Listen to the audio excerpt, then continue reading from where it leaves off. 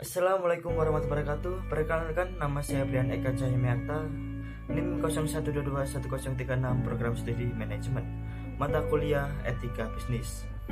Di sini saya akan menjelaskan tentang pengertian CSR. Untuk kepanjangan CSR adalah Corporate Social Responsibility. Kata corporate artinya perusahaan, social artinya sosial, dan responsibility yaitu tanggung jawab. Jadi, corporate social responsibility adalah aktivitas bisnis di mana perusahaan bertanggung jawab secara sosial kepada pemangku kepentingan dan masyarakat luas sebagai bentuk perhatiannya dalam meningkatkan kesejahteraan dan berdampak positif bagi lingkungan. Untuk selanjutnya, besar anggaran dana CSR. Jadi berdasarkan peraturan UU PT dan 47/2012 menyatakan bahwa besaran dana CSR adalah tidak spesifik sesuai kebijakan perusahaan.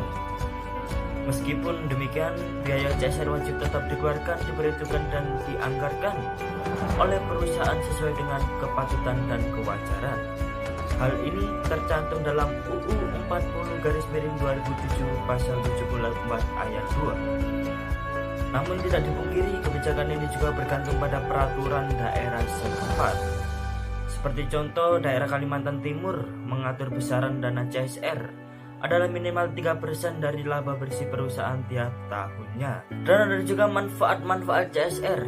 Yang pertama, bagi lingkungan hidup. Manfaat CSR adalah membantu menjaga lingkungan hidup.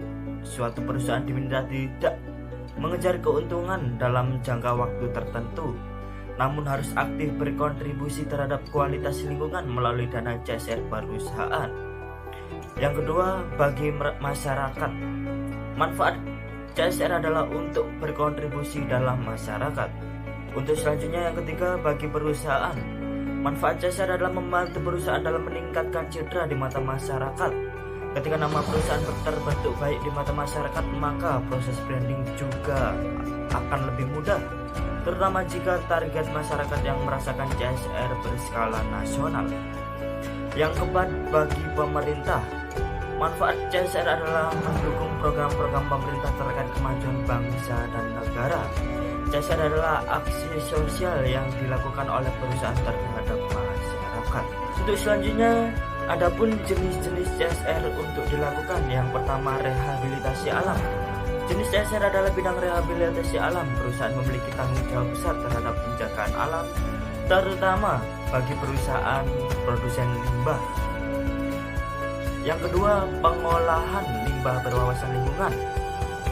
CSR adalah mengolah limbah berwawasan lingkungan.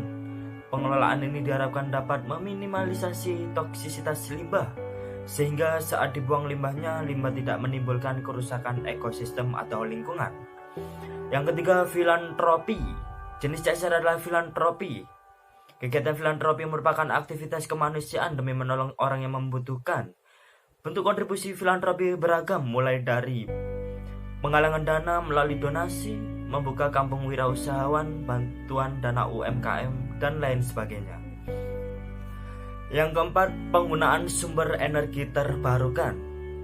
CSR adalah memanfaatkan sumber energi terbarukan, yaitu seperti angin, air, uap alam, dan tenaga surya. Yang kelima, budaya kerja ramah SDM. Jenis CSR adalah menciptakan budaya kerja yang ramah bagi SDM-nya. Tidak selalu mengenai materi, CSR perusahaan bisa berupa penanaman nilai dan sikap. Tentu hal ini jauh lebih penting sehingga SDM memiliki karakter yang baik dan sopan. Yang keenam, kegiatan volunteering. Jenis CSR adalah melakukan kegiatan volunteering atau kerelawanan yang dapat dilakukan secara rutin atau insidental.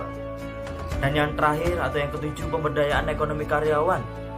Jenis CSR adalah pemberdayaan ekonomi karyawan. Dana CSR juga dialokasikan untuk meningkatkan skill karyawan agar mampu berdaya secara ekonomi. Sekian presentasi dari saya. Mohon maaf bila ada salah kata dan salah perbuatan dari saya. Saya ucapkan terima kasih. Wassalamualaikum warahmatullahi wabarakatuh.